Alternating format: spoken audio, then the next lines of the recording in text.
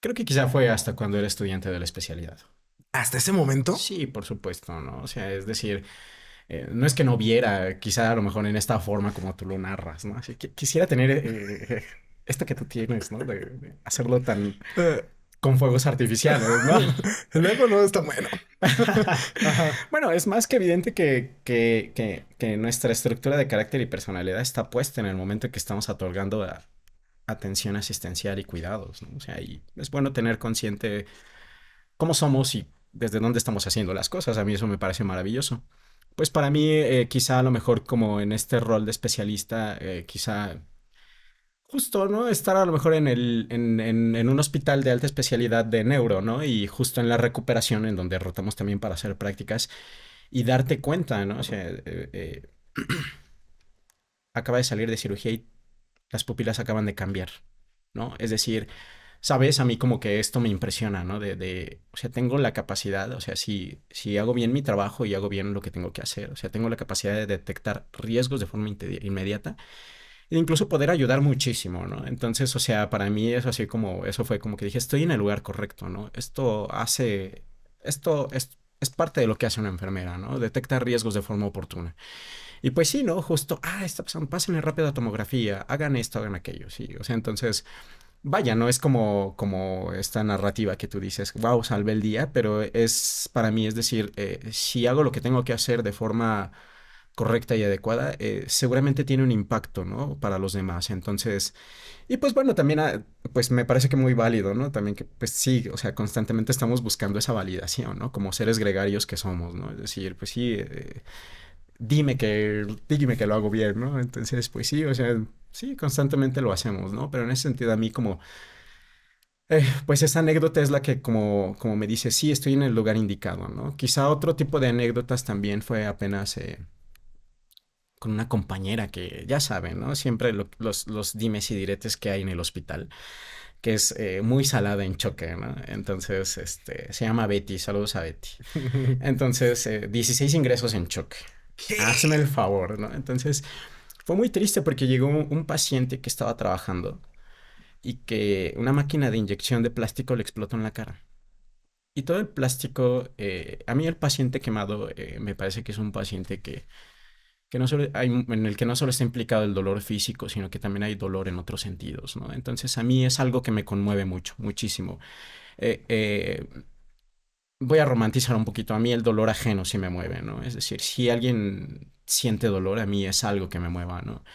Entonces, pues bueno, llegó el señor, ¿no? Llegó el señor hablando, llegó el señor con el plástico mezclado con su piel en la cara, en choque, y llegó la valoración por cirugía plástica.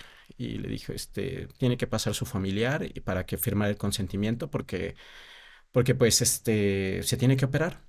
Y el señor de forma muy inocente dice, no, no se preocupe, doctor, o sea, si me quita aquí justo el plástico de la cara, o sea, aquí me lo quita y yo ya me voy a trabajar al día siguiente, ¿no? Porque pues yo tengo que trabajar, mi familia tiene que comer, ¿no? Entonces pasa a firmar el consentimiento la hija, ay, cabrón. Pasa a firmar el consentimiento la hija, pasa a platicar con su papá que todavía estaba despierto porque todavía no se hacía el abordaje avanzado de la vía aérea. Evidentemente, al ser una quemadura facial también se tenía que hacer el abordaje avanzado. Y le dice, no te preocupes, hija, voy a estar bien. Entonces, ¿sabes? O sea, como a mí me conmueve muchísimo eso, ¿no? Es decir, rayos, ¿no? O sea, realmente requiere que se le atienda y se le atienda rápido. Y realmente tenía dolor el paciente, ¿no? Y con 16 ingresos en choque todavía, o sea, porque ese fue uno de los 16, ¿no? Aparte ingresaron todavía muchos más. Pues bueno, sí fue como algo que me conmovió demasiado, o sea, es decir, eh, realmente requiere ayuda esta persona. Claro, creo que conmueve mucho la combinación de dolor y resistencia. Pues, a mí, no, yo creo que eso no es sano. Por eso a mí, esta onda que nos enseñan a veces como de trátalos como si fuera tu familia. Yo, ajá, como trata a tus pacientes como si fuera tu familia, Mm, porque creen que eso te da como más empatía, ¿no? Como que los vas a tratar mejor y como con más calidad. sí. Yo no siempre he estado de acuerdo con ese punto, Mm. porque yo creo que ahí hay un sesgo importante. O sea, de hecho, por eso no nos recomiendan atender a nuestra familia, porque hay un sesgo importante para toma de Y decisiones. también tendríamos que cuestionar qué estamos entendiendo por empatía, ¿no? Exacto. Mm, Entonces, si yo Yo me acuerdo que a mí me pasaba mucho con las señoras que tenían como la edad de mi mamá o así. Puta, yo no podía verla sufrir, me dolía muchísimo y creo que aquí es algo que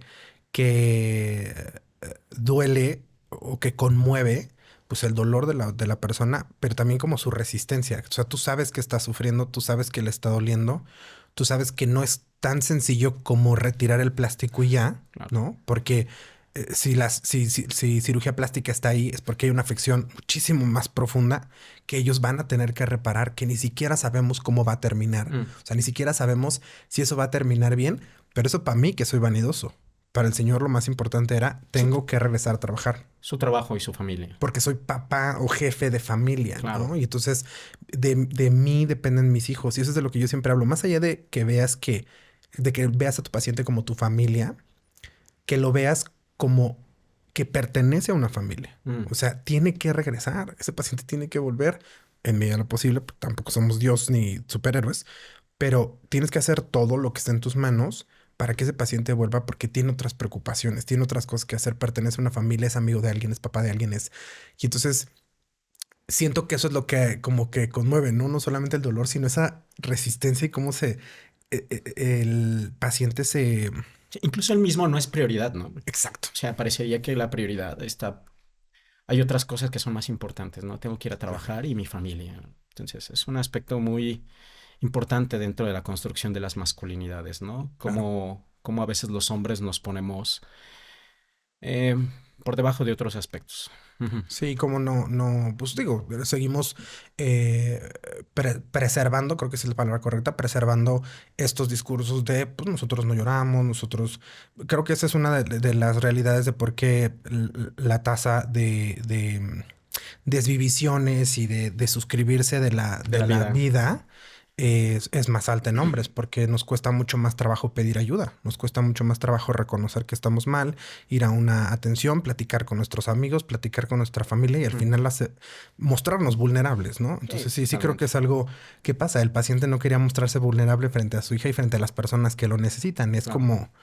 No, o sea, sáquenme de aquí y ya tengo que seguir con mi vida. ¿Qué importa cómo me vea, cuánto me duela, Sí, si se me infecta o no? Porque ya deja tú de cómo me vea, ¿no? sí. Sí, a mí también los pacientes quemados son pacientes que me conmueven muchísimo. Si es, te conté, a mí sí me gusta mucho el trauma, me gusta mucho el área de choque. Mm. Yo he buscado lugares donde sea yo voluntario en un área de choque, ya se los dije. Aquí recibo la invitación para ir a ser voluntario, aunque yo nada más vaya y le pase las cosas. Mm. Pero a mí sí me gusta, es algo en lo que me entretengo muchísimo y me apasiona.